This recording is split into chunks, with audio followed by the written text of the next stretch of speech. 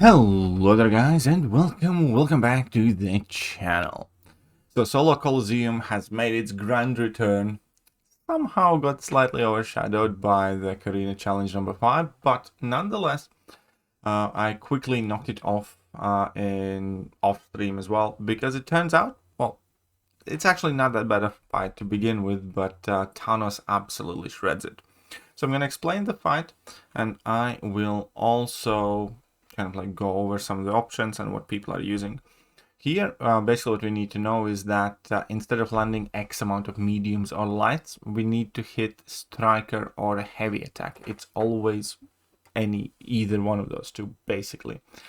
Additionally, we have that annoying node that Cassie has in Epoch of Pain. So there are two of them that combine, and they do counter each other perfectly, but they do make the fight quite frustrating. First thing is, at the start of the fight and every 15 seconds after, the defender alternates between evading all of your basic attacks or missing all of your special attacks. And then when attacker performs a well-timed block, you can gain either a pursuit or a vigilance buff for 20 seconds, alternating with each well-timed block. So when you parry, you can stop all of the evade, you parry again, you stop all of the miss. And it's kind of important to know which buff you have on, unless you happen to completely counter evade and miss altogether, like Deathless Tanos. And that is also by far the best option here. Now I do have a few quick recordings of some other champions that I fought with, but largely I just quickly blitzed out the Tanos because it's like super easy, 15 plus bars. And I'm gonna give you guys a fight showcase here very shortly. So with Tanos, the fights are basically straightforward.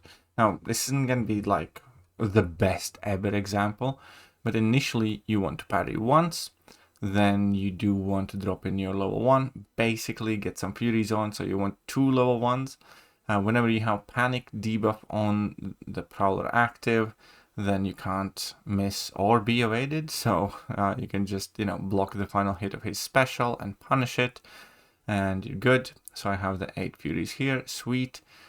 We do pause it, we are regenerating chip damage for now, and here further on we just want to drop some level 3s, and that's basically the entire fight. Now I do make a stupid silly mistake here, but okay, that's not end of the world, especially because we are just 1 power bar deep, so he doesn't hit that hard.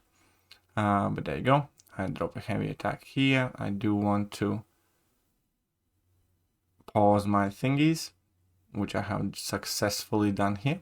And I'm going to drop my first level 3, now with Armor Shatter active, with Furies active. Obviously our Disintegration is going to do some reasonable amount of damage.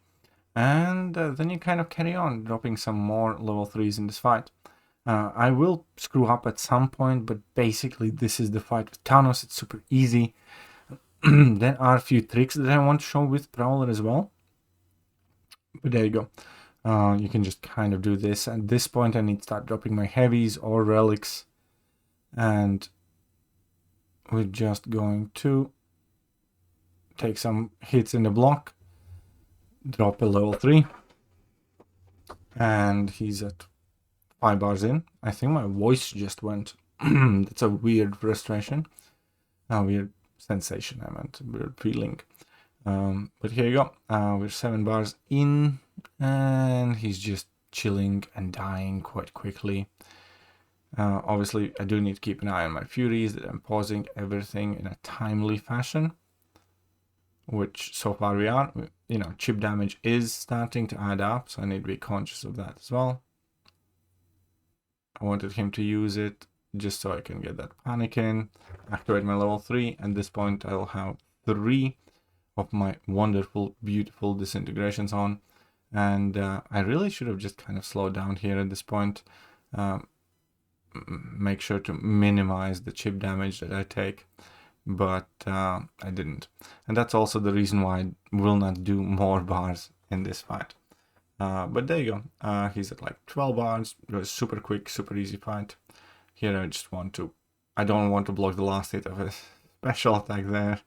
I'd much rather block a regular hit because these are starting to hurt a lot. And here I do make a mistake, I get hit. Luckily protection kind of saves me, but this is just me being clumsy. We're already like 14 bars in, so this is like super easy and quick to do. I'm sure you can do about 20 bars here if you don't screw up as much as I did. And I make another mistake here, and everything's kind of starting to drop off. And I got put down to sleep, so it was my fault. I kind of turned out to be quite a messy player. I wanted to show that Okoya is also very, very good, because with Okoya you can completely shut down their Wade. And later on I figured out a quite nice way how to sneak in my heavies. And with Okoya I played quite poorly initially, but here we can see that I'm at 15% when he's at 4 bars of power.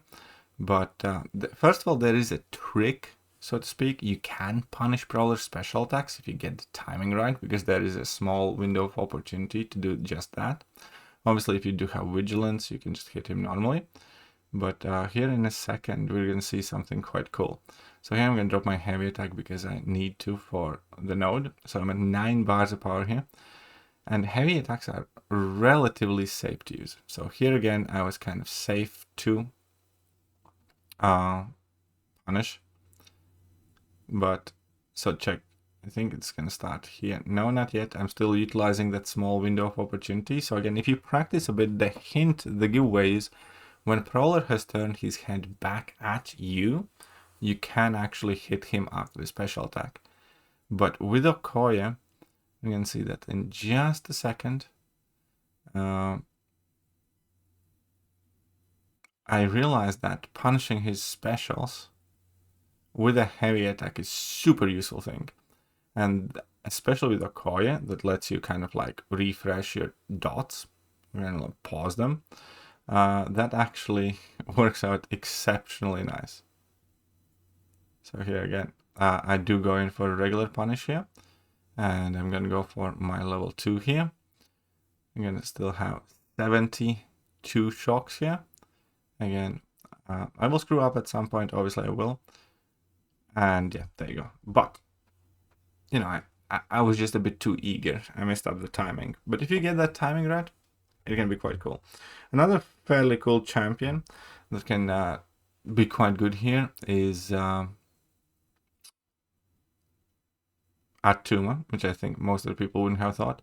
And the idea is exactly the same here. You can punish his special attacks with your heavy. And by doing that, you obviously fulfill the conditions for the node, but you also kind of like fit in within the playstyle quite nicely. And if you do make a mistake, Unstoppable can save you. Like here I did have the vigilance active, so I just kind of relied on that. But we can see that initially I spammed level 1s in this fight, and that gave me a ton of true accuracy passives, so I never really worry about a Wade. I only ever worry about missing in this fight. And yeah, so once I kind of have spammed a bunch of level 1s, I start spamming a bunch of level 2s, and when you do make a mistake, like here, the Unstoppable can and does save you. And yeah, if you do have ranked up Atuma, you can actually do like a very nice amount of damage here. It is a bit late and I'm not like the most focused here, but just wanted to again showcase the fact that number one, you can punish his specials, be that with a heavier special, but also definitely these are some interesting mechanics here that I kind of like. Obviously the easiest option by far is Deathless Tanos. Unfortunately, Dark Phoenix is also a very good option. We're actually going to go over the best options just now in a second. But yeah, there you go. Atuma is putting definitely in a solid effort, even though if I'm messing up a bit. Right, so let's check out who are the most useful and used champions. And again, I'm going to kind of explain the top attackers. The amount global of tents and global health bars, that basically shows you how popular these champions are. Proficiency, the higher number, that is the amount of health bars that on average are taken. And as we can see here, most people are using Okoya which makes sense. But Tanos is by far and away the most efficient champion here. And then Photon is doing quite a good job because she's a very good miss counter, and that is obviously very helpful too, and she can parry projectiles. Besides Photon, people are having quite a lot of success with Null, with Medusa, because both of them can take care of a Wade, and that makes it a bit easier. Ironheart is not too bad. Gamora is quite nice overall, but Dark Phoenix would be the second best, most proficient champion. So there we go. Those are the best and most proficient options here. Atuma is actually there as well. Wouldn't have thought, but fair enough. 2.96 bars. But yeah, Atuma can be quite nice. So top attackers, definitely number 1, Deathless Tanos. Number 2, Dark Phoenix. Number 3 is probably Okoya and Photon. And then we have the Medusa and Null and Gamora and Angela. So there you go. I hope this was helpful. It was kind of neat, nifty little thing. I must kind of admit that after having done Karina's challenge, this seemed like a very quick little thing to knock out of the way. But yeah, hope you guys enjoyed the video, and I'm going to catch you guys soon. Bye-bye. Hello there guys, and welcome back to the channel. So we have all the information about